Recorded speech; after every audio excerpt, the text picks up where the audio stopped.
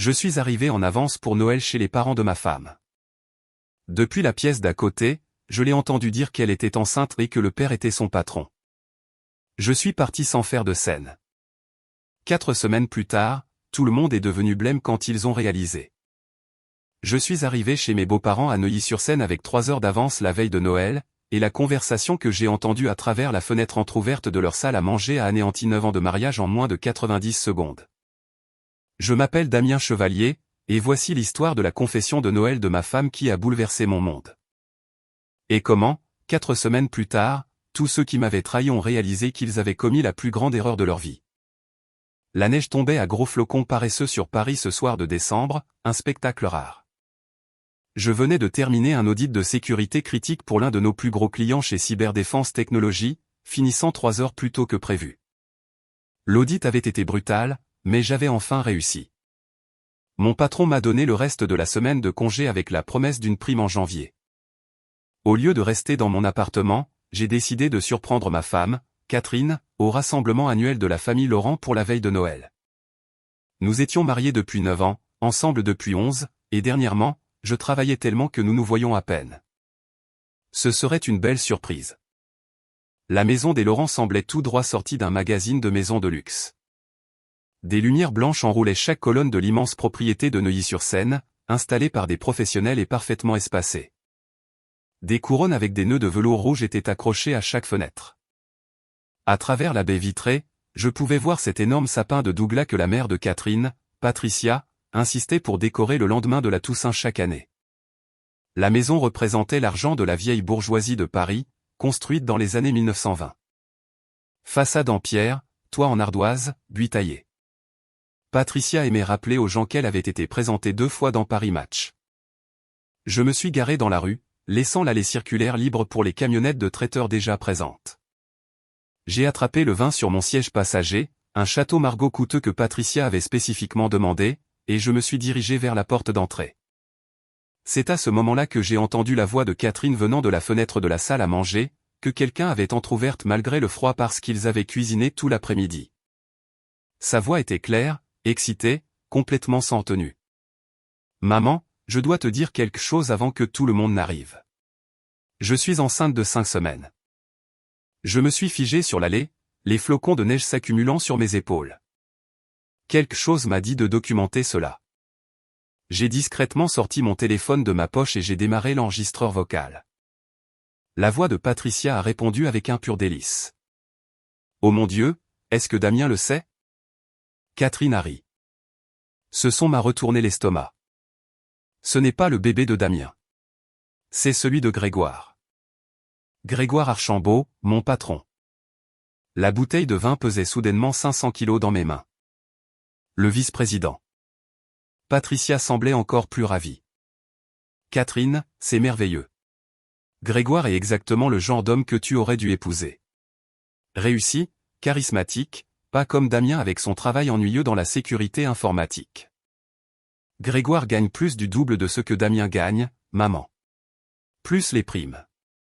Il m'emmène à Saint-Barthélemy le mois prochain quand il dira à sa femme qu'il veut divorcer. Ma vision s'est rétrécie à un point minuscule. 9 ans de mariage. 9 ans. Quand le diras-tu à Damien, a demandé Patricia, son ton suggérant qu'il s'agissait simplement d'une question logistique, et non morale. Après le nouvel an, je demanderai le divorce en janvier. L'avocat de Grégoire dit que je devrais obtenir la maison, car c'est moi qui l'ai réellement décorée et en ai fait un foyer. Damien ne fait que payer l'hypothèque comme un bon petit distributeur automatique de billets. Patricia a ri. Je n'ai jamais compris ce que tu lui trouvais. Si simple, si ordinaire. Aucune ambition au-delà de ce travail de sécurité sans avenir. Il est confortable, maman. Confortable et prévisible. Mais Grégoire me fait me sentir vivante. Et ces relations pourraient me faire obtenir un poste de vice-présidente dans une autre entreprise une fois que j'aurai quitté Nexus. Je me suis éloigné de cette fenêtre lentement, silencieusement, comme si je me retirais d'une scène de crime. Mes mains ne tremblaient pas à cause du froid. Elles tremblaient de pure rage, se cristallisant en quelque chose de froid, de clair et de totalement concentré. Tout ce que je pensais savoir de ma vie venait de voler en éclats. 9 ans de mariage. 9 ans à croire que nous construisions quelque chose ensemble. 9 ans à rentrer chez moi auprès de quelqu'un que je pensais m'aimer. Tout cela avait été un mensonge. Ou du moins, c'était devenu un mensonge quelque part en cours de route. Et j'avais été trop aveugle, ou trop occupé, ou trop confiant pour le voir. Le pire n'était même pas l'adultère. C'était la cruauté désinvolte de la situation. La façon dont elle riait de moi. La façon dont sa mère se joignait à elle, se moquant de ma carrière, de mon ambition, de toute mon existence. La façon dont elle discutait de mon avenir, de notre divorce, de la perte de ma maison, comme si tout était déjà décidé. Et j'étais juste trop stupide pour le savoir encore. Comme un bon petit distributeur automatique de billets. C'est ainsi qu'elle m'avait appelé. C'est ce que 9 ans de loyauté et d'amour m'avaient valu. Le privilège d'être son distributeur de billets personnels pendant qu'elle planifiait sa stratégie de sortie avec un homme qui gagnait plus d'argent. Je suis retourné dans ma voiture, j'ai posé ce vin coûteux sur le siège passager, et je suis resté assis là un instant. La neige continuait de tomber. Les lumières de Noël continuaient de scintiller. À l'intérieur de cette maison, ma femme et sa mère continuaient de planifier ma destruction tout en dégustant probablement le fameux lait de poule de Patricia. Je n'ai pas pleuré. Je n'ai pas crié. Je n'ai pas frappé le volant comme ils le font dans les films. Au lieu de cela, j'ai démarré ma voiture et j'ai passé 3 appels qui allaient tout changer. Le premier appel était pour Michel Bernard, mon avocat. Nous avions été à l'université ensemble à Paris-Dauphine, et il me devait une faveur depuis que je l'avais aidé à récupérer des dossiers cruciaux après une attaque par rançongiciel il y a 3 ans.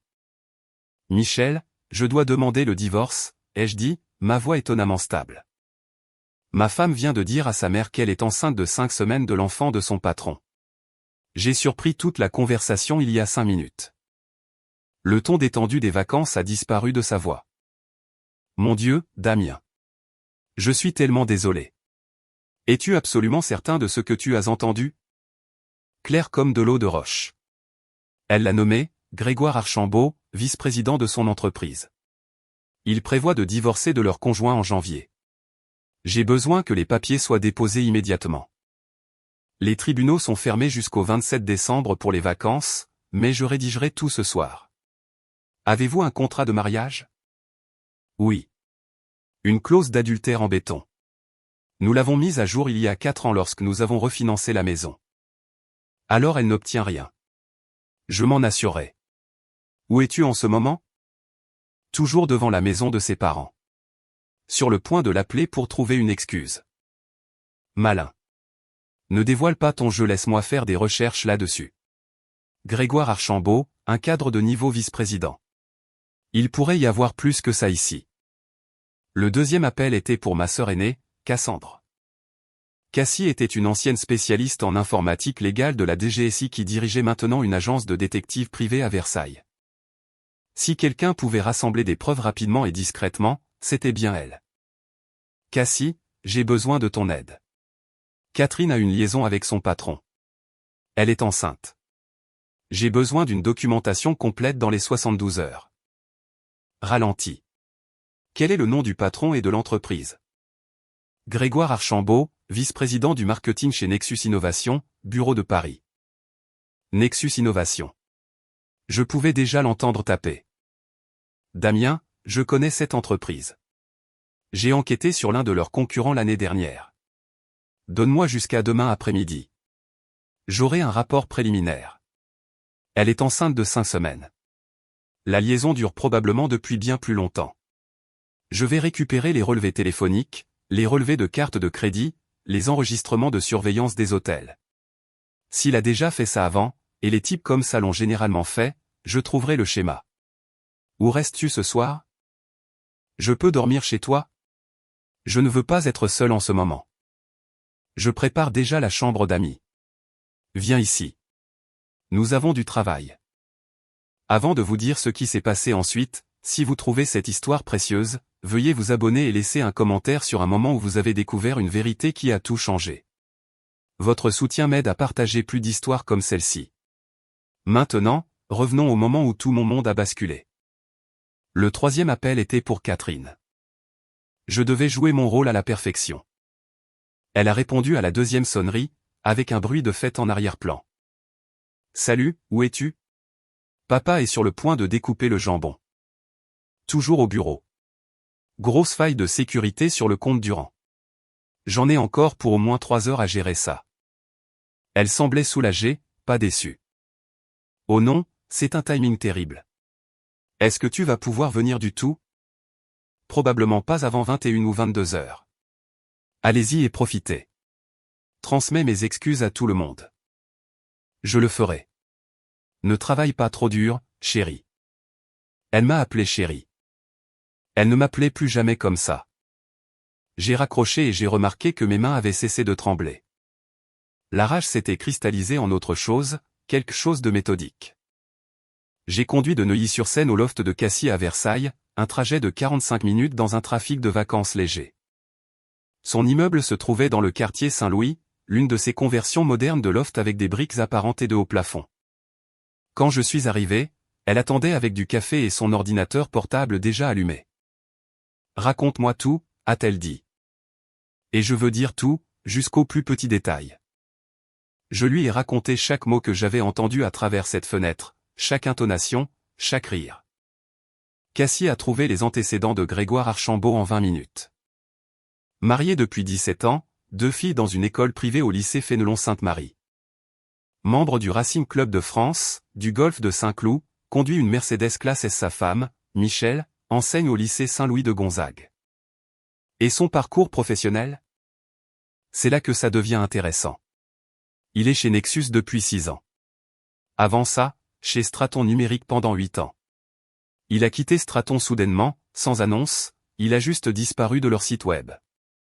C'est inhabituel pour un départ de niveau vice-président. Très. Cassis a pris son téléphone. J'ai un contact chez Straton. Laisse-moi passer un appel. J'ai écouté Cassis parler à son ancien collègue, principalement en écoutant, posant des questions occasionnelles. Quand elle a raccroché, son expression était sombre.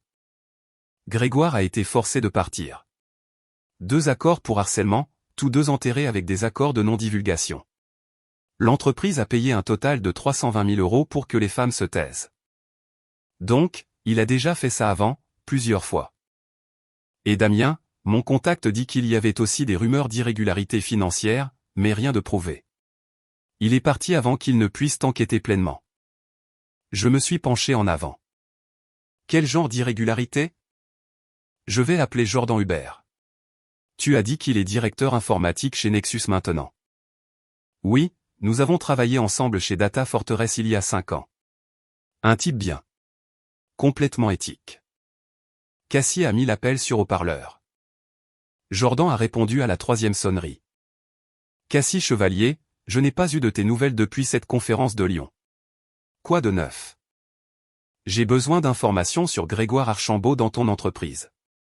C'est pour une affaire personnelle concernant quelqu'un que tu connais. Il y a eu une longue pause. Grégoire Archambault, que dois-tu savoir sur lui?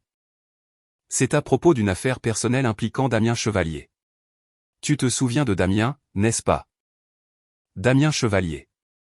Attends, sa femme n'est-elle pas Catherine Chevalier au marketing? Elle est sous les ordres de Grégoire. La voix de Jordan a changé, la compréhension se faisant jour. Oh non. C'est à propos d'eux. Je me suis penché vers le téléphone. Jordan, c'est Damien. Tu soupçonnais quelque chose? Pas sur la liaison spécifiquement, mais j'ai soupçonné quelque chose. Grégoire fait passer des paiements de fournisseurs suspects par le système. De fausses factures. Des sociétés écrans. Je documente tout. J'attendais le bon moment. Cassis et moi avons échangé un regard. De combien parlons-nous? Estimation prudente? 1,7 million d'euros sur 4 ans.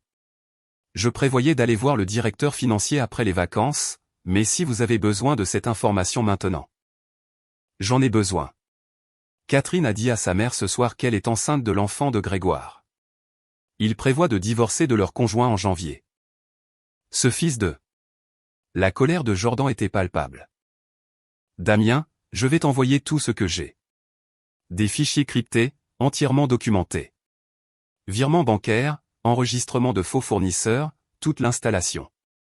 Cassie a pris la parole. Jordan, cela pourrait devenir une affaire fédérale.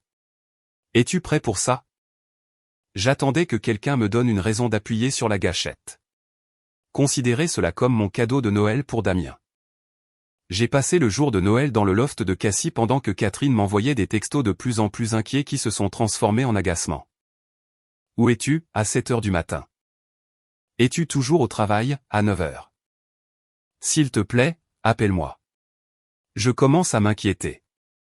À 10h30, j'ai répondu vaguement à propos de la faille de sécurité, de clients menaçant de poursuites judiciaires. Chaque mensonge venait plus facilement que le précédent. Cassie a travaillé toute la nuit et tout le jour de Noël, appelant des contacts à travers Paris et Versailles. Elle avait des amis partout, hôtels, sécurité privée, spécialistes en technologie. Elle opérait avec une précision chirurgicale. À midi le 25 décembre, elle avait un dossier de plus de 200 pages. Des registres d'hôtels montrant Grégoire et Catherine à l'hôtel de Crillon-Six-Fois, s'enregistrant sous le nom de Monsieur et Madame G. Antoine. Des reçus de restaurants du 5, de l'Ambroisie, de l'Arpège. Tous les endroits chers de Paris. Des messages textes de la sauvegarde cloud de Catherine. Du contenu explicite sur leur avenir, sur à quel point Grégoire était meilleur que moi. Des images de surveillance de l'hôtel de Crillon et d'un immeuble d'appartements dans le quartier des Arts de Paris. Des dossiers financiers de Jordan documentant le détournement de fonds. Des feuilles de calcul, de faux fournisseurs, des comptes à l'étranger. Des dossiers des ressources humaines de Straton numérique montrant 2 accords pour harcèlement avec des accords légaux et des paiements. Et la chronologie, la liaison a commencé en février, il y a presque 11 mois, juste après la promotion de Catherine. Je l'avais emmenée fêter ça. J'avais été fier d'elle. Ta femme planifie ça depuis longtemps, a dit Cassie, faisant glisser le dossier sur son bureau vers moi. Elle n'était pas la première. Ne sera pas la dernière. Ce type a un schéma. Et Michel Archambault, ai-je demandé, sa femme. Devrais-je la contacter? Cassie a hoché la tête slowly. Elle mérite de savoir. Mais Damien, es-tu sûr de vouloir faire ça? Une fois que tu auras passé cet appel, il n'y aura pas de retour en arrière. Il n'y a déjà pas de retour en arrière. Le 26 décembre à 10 heures du matin, j'ai passé l'appel qui allait sceller le destin de Grégoire Archambault. Michel a répondu à la deuxième sonnerie. Bonjour, Madame Archambault, je m'appelle Damien Chevalier. Je ne vous connais pas, mais je suis marié à l'une des employées de votre mari, Catherine Chevalier.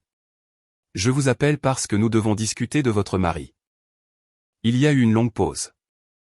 J'ai entendu le bruit de fond s'arrêter alors qu'elle se déplaçait dans une pièce privée. À propos de Grégoire? Il a une liaison avec ma femme depuis près d'1 an. Elle est enceinte de son enfant. J'ai découvert cela la veille de Noël, et j'ai une documentation complète. À quel point complète? Des registres d'hôtels, des photographies, des messages textes, des reçus de restaurants, tout ce dont vous auriez besoin pour une procédure de divorce. Sa voix était stable, presque sans surprise. Monsieur Chevalier, je sais que Grégoire est infidèle depuis au moins 5 ans. Je suis resté à cause de nos filles et parce que je n'avais aucune preuve. Mais une grossesse, ça change les choses. Qu'avez-vous d'autre? Des preuves qu'il détourne des fonds de Nexus Innovation. Environ 1,7 million d'euros par le biais de faux contrats de fournisseurs. J'ai entendu sa brusque inspiration. Ça, je ne le savais pas, pouvez-vous le prouver? Je le peux. J'ai un directeur informatique qui a tout documenté, prêt à le remettre aux autorités fédérales. Pourquoi m'appelez-vous, Monsieur Chevalier? Vous auriez pu simplement demander le divorce et passer à autre chose. Parce que votre mari a détruit mon mariage en détruisant le vôtre. Parce que ce sont vos filles qui méritent de connaître la vérité. Et parce que je crois qu'il faut faire ce qui est juste, même quand c'est difficile. Quand pouvons-nous nous rencontrer? 2 heures plus tard, j'étais assis en face de Michel Archambault à la Madeleine à Paris. Elle est arrivée exactement à l'heure, posée et intelligente. Elle avait l'air fatiguée mais calme, comme quelqu'un qui s'attendait à de mauvaises nouvelles et était prête à y faire face. Elle portait un jean et un simple pull, aucun bijou à l'exception d'une alliance que je soupçonnais qu'elle allait bientôt enlever. Elle ressemblait à une enseignante, calme, professionnelle, quelqu'un qui avait appris à projeter une image de contrôle même dans le chaos. Cassie a présenté le dossier de preuve méthodiquement. Michel a examiné les documents pendant 30 minutes, a posé des questions détaillées et a pris des notes. C'est remarquablement complet, a-t-elle finalement dit. Était, a dit Cassie. Maintenant privé, mais je maintiens des contacts. Le détournement de fonds. Si cela parvient aux autorités, Grégoire risque la prison. Oui, probablement des accusations fédérales. 10 à 20 ans. Michel a hoché la tête, son visage ne montrant aucune émotion. Bien. Mes filles méritent mieux qu'un père qui est un criminel et un coureur de jupons en série. Il y avait de l'acier dans sa voix. Ce n'était pas une femme qui s'effondrait. C'était une femme qui attendait ce moment depuis des années. Je suis désolé que cela vous soit arrivé, ai-je dit. Elle m'a regardé directement. Je suis désolé que cela nous soit arrivé à tous les deux. Mais Damien, merci d'avoir eu le courage de m'appeler. La plupart des hommes ne l'auraient pas fait. Merci d'avoir pensé à mes filles et à moi. Nous avons passé l'heure suivante à coordonner notre stratégie. Michel demanderait le divorce simultanément. Cassie se coordonnerait avec son contact de la DGSI dans la division de la criminalité en col blanc. Jordan soumettrait la documentation sur la fraude à la DGSI de manière indépendante. Nous déposerions les demandes de divorce le 27 décembre, le premier jour de réouverture des tribunaux, et nous nous assurerions que Grégoire et Catherine soient signifiés de la manière la plus publique et humiliante possible. Le 27 décembre est arrivé, froid et clair. À 8 heures du matin, Michel a déposé la requête en divorce auprès du tribunal de grande instance de Paris. Motif, adultère avec documentation complète. Le contrat de mariage était en béton. Catherine n'obtiendrait aucun actif, aucune pension alimentaire, aucune revendication sur la maison ou mes comptes de retraite. L'huissier de justice est arrivé chez Nexus Innovation à 10 heures. Catherine était en réunion de bilan marketing trimestriel. 12 personnes étaient présentes, y compris Grégoire Archambault. L'huissier est entré dans la salle de conférence. Oui. Vous avez reçu une assignation. Selon Jordan, qui observait depuis son bureau de l'autre côté du couloir, Catherine est devenue blanche comme un linge. Elle a immédiatement regardé Grégoire avec de la panique pure dans les yeux. Grégoire a essayé de rester calme, suggérant de prendre une pause de 10 minutes pour que Catherine puisse s'occuper de son affaire, personnelle, en privé. Mais le mal était fait. Tout le monde dans cette pièce savait exactement à quoi ressemblaient des papiers de divorce, et les ragots de bureau se propagent plus vite qu'un feu de brousse en pleine sécheresse. Catherine a ramassé les papiers avec des mains tremblantes et s'est enfuie dans son bureau au 3e étage, fermant la porte derrière elle. Elle s'est assise à son bureau, fixant la requête, son avenir soigneusement construit s'effondrant sur du papier à en-tête légale. À midi, tout le monde chez Nexus savait que Catherine Chevalier divorçait. En début d'après-midi, il savait que c'était parce qu'elle avait une liaison avec Grégoire Archambault. À 11h30 ce même matin, la DGSI est arrivée chez Nexus Innovation. L'agent spécial Robert Valois a mené une équipe de 4 agents directement à la réceptionniste. Nous sommes ici pour voir Grégoire Archambault. Grégoire s'est dirigé vers le hall, confiant qu'il s'agissait d'un malentendu, d'une question de comptabilité, peut-être quelque chose à propos des rapports trimestriels. Grégoire Archambault, vous êtes en état d'arrestation pour fraude électronique, détournement de fonds et blanchiment d'argent. L'agent Valois lui a lu ses droits Miranda dans le hall, à la vue de tous les employés qui passaient par là. Grégoire a exigé son avocat. Ils l'ont retourné et lui ont mis les menottes sur le champ, puis l'ont fait traverser le bureau dans ce que les policiers appellent une « marche de la honte ». Catherine a regardé depuis la fenêtre du 3e étage les agents fédéraux mettre Grégoire dans une voiture banalisée, ses papiers de divorce toujours serrés dans une main. Elle est simplement restée assise à son bureau, regardant son avenir disparaître dans un véhicule fédéral. Cet après-midi-là, Nexus Innovation est entré en mode de crise.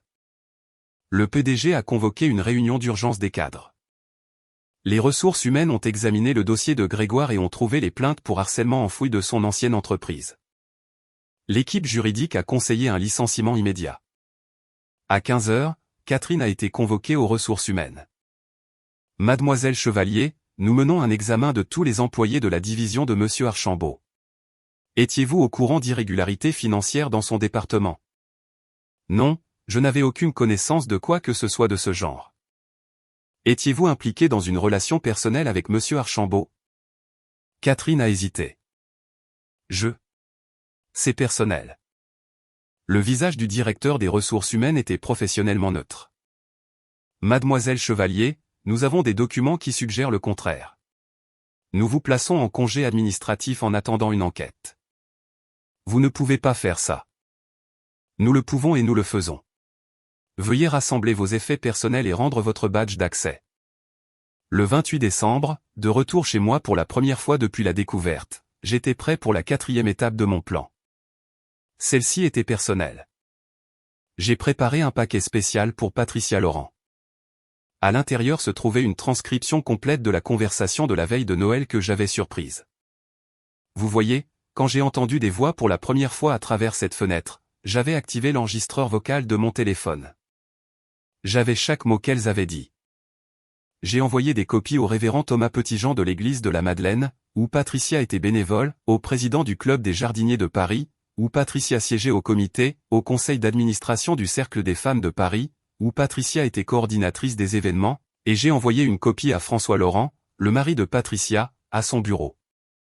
La transcription incluait le soutien enthousiaste de Patricia à la liaison de Catherine, ses commentaires moqueurs à mon sujet, son mépris des vœux de mariage, son matérialisme et son obsession du statut, son encouragement actif à l'adultère. Le 29 décembre, le révérend Petitjean a appelé Patricia pour une réunion de conseil pastoral. Le 30 décembre, le président du club des jardiniers a demandé à Patricia de se retirer du comité. Le 31 décembre, le Cercle des femmes a retiré Patricia de son poste de coordinatrice des événements. Le 2 janvier, François Laurent s'est enregistré à l'hôtel Plaza Athénée en centre-ville. Il a laissé un mot à Patricia, « J'ai épousé une femme intègre. Je ne reconnais pas ce que tu es devenu. » Pendant ce temps, Michel a présenté les conditions de règlement à l'avocat de Catherine. Ils ont essayé de négocier. Michel les a immédiatement repoussés. Votre cliente a commis l'adultère. Le contrat de mariage est clair. Elle reçoit ses vêtements personnels, sa voiture et tout ce qui se trouve sur son compte courant individuel. Cela représente environ 3 200 €. L'avocat de Catherine a protesté. Elle a besoin d'un endroit où vivre. Elle est enceinte. Ce n'est pas le problème de mon client. L'enfant n'est pas le sien. Elle devrait discuter des arrangements de logement avec Grégoire Archambault. Oh, attendez. Il est en détention préventive. Le règlement a été finalisé. Catherine n'a rien obtenu. La maison est restée avec moi. Mes comptes de retraite étaient protégés. Pas de pension alimentaire, pas de prestations compensatoires. Le 3 janvier, Grégoire a eu son audience de mise en liberté sous caution. Le procureur a soutenu qu'il présentait un risque de fuite car ils avaient découvert des comptes à l'étranger. La caution a été fixée à 450 000 €. Michel a refusé de la payer.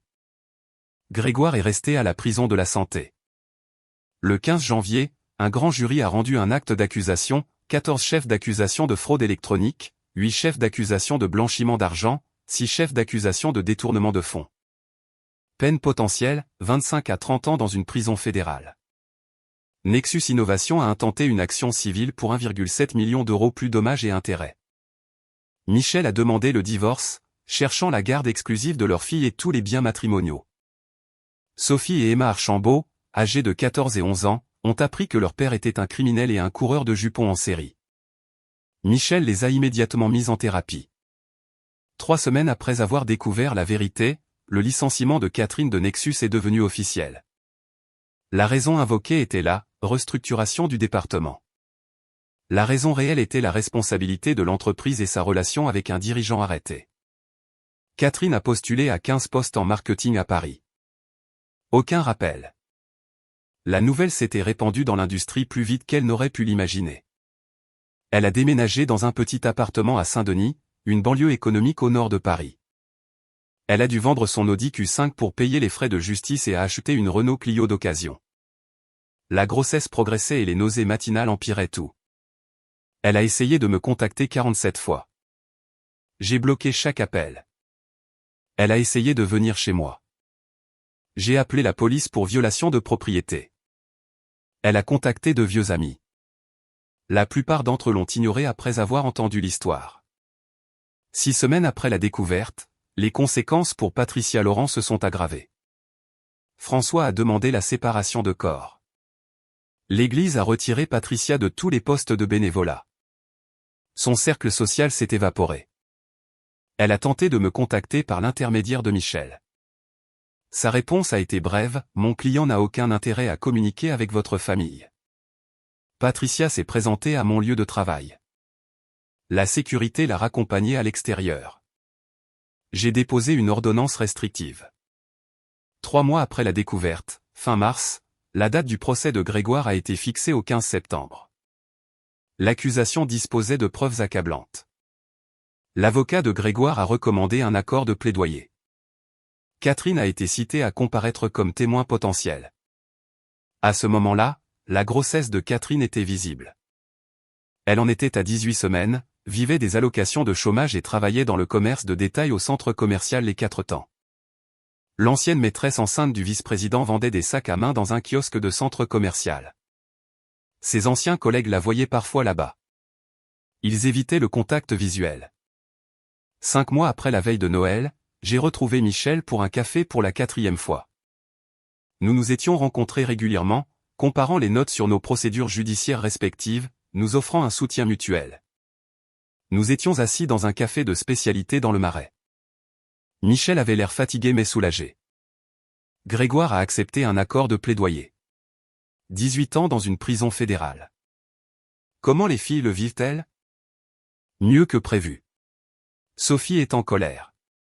Emma est confuse. Mais elles sont toutes les deux en thérapie et nous allons de l'avant. Et vous? Soulagé, épuisé, mais libre. Le divorce est finalisé la semaine prochaine. J'obtiens la maison, la garde exclusive, ses comptes de retraite. Il n'aura rien quand il sortira. Je suis content que vous alliez bien. Elle a souri. Je voulais vous remercier à nouveau.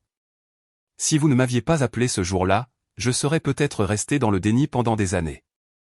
Nous nous sommes entraidés. Michel a fait une pause, a baissé les yeux sur son café, puis les a relevés vers moi. J'y ai pensé. J'y ai vraiment pensé. Pourrais-je faire confiance à quelqu'un à nouveau? J'aimerais bien, mais pouvons-nous y aller doucement? Je suis encore en train de tout digérer. Doucement, c'est parfait. 8 mois après la découverte, mon divorce d'avec Catherine a été finalisé. J'ai emmené Cassie dîner à l'Ambroisie, le même restaurant où Catherine et Grégoire avaient leur dîner d'adultère. L'ironie ne nous a échappé à aucun de nous deux. Tu as géré cela perfectly, a dit Cassie en levant son verre. Pas de violence, pas d'activité illégale, juste une destruction légale et systématique. J'ai appris des meilleurs. Alors, quelle est la suite? Je dîne avec Michel demain. Un vrai rendez-vous, pas une réunion pour un café. Cassie a souri. Bien. C'est une bonne personne. Intelligente, honnête, elle a traversé l'enfer et en est ressortie plus forte. Comme moi. Exactement comme toi. 10 mois après la découverte, j'ai croisé Catherine à la grande épicerie de Paris, avenue Foch. C'était un samedi après-midi et je faisais des courses pour dîner avec Michel et les filles. J'ai tourné au coin de la section des fruits et légumes pour entrer dans l'allée des bébés, et elle était là. Elle poussait une poussette avec un petit garçon visible, peut-être âgé de 2 ou 3 mois, emmitouflé dans une couverture bleue malgré la chaleur à l'extérieur. La poussette était l'un de ces types de poussettes canne bon marché que l'on trouve chez Monoprix, pas la marque européenne chère qu'elle avait un jour insisté pour que nous achetions quand le moment serait venu. Le moment n'avait jamais été venu, avec moi, apparemment. Mais il était venu avec Grégoire. Elle avait l'air épuisée d'une manière qui allait au-delà de la nouvelle maternité. Elle avait vieilli bien au-delà de ses 34 ans. Ses cheveux, qu'elle avait toujours gardés parfaitement méchés et coiffés, étaient attachés en une queue de cheval désordonnée montrant au moins 2 cm de racines. Elle portait des vêtements bon marché, du genre que l'on achète en multipack dans les magasins à bas prix, tachés de ce qui ressemblait à du régurgité de bébé. Elle avait des cernes sous les yeux qu'aucune quantité d'anti-cernes ne pouvait cacher, bien qu'il ne semblait pas qu'elle portait le moindre maquillage. C'était la femme qui passait autrefois 2 heures à se préparer pour des dîners. La femme qui avait un rendez-vous permanent dans le meilleur salon de Neuilly-sur-Seine. La femme qui se moquait de mon travail ennuyeux dans la sécurité informatique, tout en dépensant mon argent en produits de luxe. Elle m'a vu et s'est figée, ses mains agrippant la poignée de la poussette si fort que ses jointures sont devenues blanches. Damien, attends, s'il te plaît. Pouvons-nous parler? Contre mon meilleur jugement, je me suis arrêté et me suis retourné. Peut-être que je voulais voir cela de près. Peut-être que je voulais confirmer que le karma était réel. Que veux-tu, Catherine? Je voulais dire que je suis désolé pour tout. Pour la liaison, pour ce que j'ai dit sur toi, pour tout. J'avais tellement tort sur tout. Sur Grégoire, sur ce qui comptait, sur toi. J'ai jeté quelque chose de réel pour quelque chose qui n'était qu'un fantasme. Et maintenant, j'en paie le prix chaque jour. Je l'ai regardé et je n'ai absolument rien ressenti. Pas de colère, pas de peine, pas même de satisfaction de voir à quel point elle était tombée bas. Elle n'était plus qu'une étrangère maintenant, quelqu'un que j'avais connu dans une autre vie. D'accord. D'accord? C'est tout? Damien, j'essaie de m'excuser. J'essaie de te dire que je sais que j'avais tort. Que je regrette tout. Que si je pouvais revenir en arrière. Mais tu ne peux pas revenir en arrière. Aucun de nous ne le peut. Qu'y a-t-il d'autre à dire? Tu as fait des choix. Ce sont les conséquences. Nous en avons fini ici. Tu ne veux pas savoir pour le bébé? Son nom est. Non. Le mot est sorti plus durement que je ne le voulais. C'est le fils de Grégoire Archambault. C'est ta responsabilité, pas la mienne. Je ne veux pas connaître son nom. Je ne veux rien savoir de lui. C'est ta vie maintenant, pas la mienne. Grégoire est en prison. Je fais ça toute seule. C'est si difficile, Damien. Je n'ai pas d'argent, pas de perspective d'emploi. Ma mère ne me parle plus. J'ai 2 emplois dans le commerce de détail et je paie à peine mon loyer. Et je suis si fatigué tout le temps. Et je n'ai aucune aide.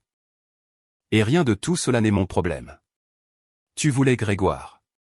Tu voulais son style de vie, son statut, son argent. Tu es tombée enceinte de son enfant. C'était tes choix, Catherine. Tu les as faits en sachant exactement ce que tu faisais. Tu t'es moqué de moi devant ta mère. Tu m'as appelé un bon petit distributeur automatique de billets. Tu as prévu de prendre ma maison. Tu as passé 11 mois à construire une vie avec un autre homme tout en prétendant m'aimer. Mais j'ai fait une erreur. Les gens font des erreurs. Non, Catherine, tu n'as pas fait d'erreur. Les erreurs sont des accidents. Les erreurs sont des erreurs de jugement ponctuelles. Tu as fait une série de choix délibérés sur 11 mois. Tu as choisi d'avoir une liaison. Tu as choisi de la continuer. Tu as choisi de tomber enceinte, que ce soit exprès ou par négligence. Tu as choisi de te moquer de moi devant ta mère. Tu as choisi de planifier ma destruction. Chacun de ces choix était un choix. Maintenant, tu vis avec ces choix, et je vis avec les miens. Et je choisis de m'en aller. Je me suis retourné et je l'ai laissé là, dans l'allée des bébés, entouré de couches, de lait maternisé et des décombres de la vie qu'elle avait choisie. Derrière moi, je l'ai entendu commencer à pleurer. Ces mêmes pleurs qui, autrefois, me donnaient envie de la réconforter, de réparer ce qui n'allait pas, d'être le bon mari qui arrangeait tout. Mais j'ai continué à marcher. Ce chapitre de ma vie était clos. Et j'avais ma propre vie qui m'attendait, avec des gens qui me valorisaient vraiment. 1 an exactement après la découverte, la veille de Noël, j'ai passé la soirée avec Michel et ses filles. Nous sortions officiellement ensemble depuis 6 mois. Sophie et Emma s'étaient progressivement habituées à moi.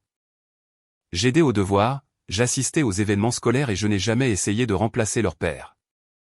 J'ai juste essayé d'être quelqu'un de stable et d'honnête dans leur vie.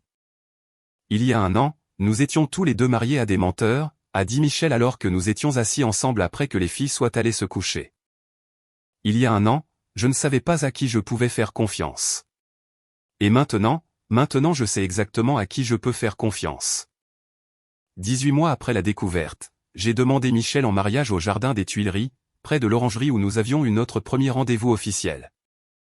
Sophie et Emma étaient là. Je leur avais demandé leur permission d'abord, et elles avaient toutes les 2 dit oui. Michel a dit oui, aussi. En juillet, Catherine m'a envoyé un message sur Facebook. J'ai vu que tu es fiancé. Félicitations. Je voulais te contacter une dernière fois. Pouvons-nous parler? J'ai changé. Je suis en thérapie. Je veux m'excuser correctement. J'ai supprimé le message sans répondre et je l'ai bloqué sur toutes les plateformes. Michel a vu la notification. C'était Catherine? Ça n'a pas d'importance. Ce chapitre est clos. En août, Patricia a envoyé une carte pour l'annonce de nos fiançailles. Je vous souhaite à tous les deux beaucoup de bonheur. J'espère que nous pourrons surmonter nos différends. Je l'ai retournée non ouverte avec la mention « Retour à l'expéditeur ». Aucun contact souhaité, écrite sur l'enveloppe. Le 28 décembre, un peu plus de 2 ans après la découverte qui a changé ma vie, Michel et moi nous sommes mariés à l'hôtel Ritz Paris. Le lieu était élégant sans être ostentatoire, beau sans être tape à accent grave-l'œil. Exactement ce que nous voulions tous les deux, une célébration de quelque chose de réel, pas une performance pour les médias sociaux. 40 invités étaient présents, uniquement des amis proches et de la famille. Des gens qui nous avaient soutenus pendant les divorces, pendant le processus de guérison, pendant la lente reconstruction de notre capacité à faire confiance.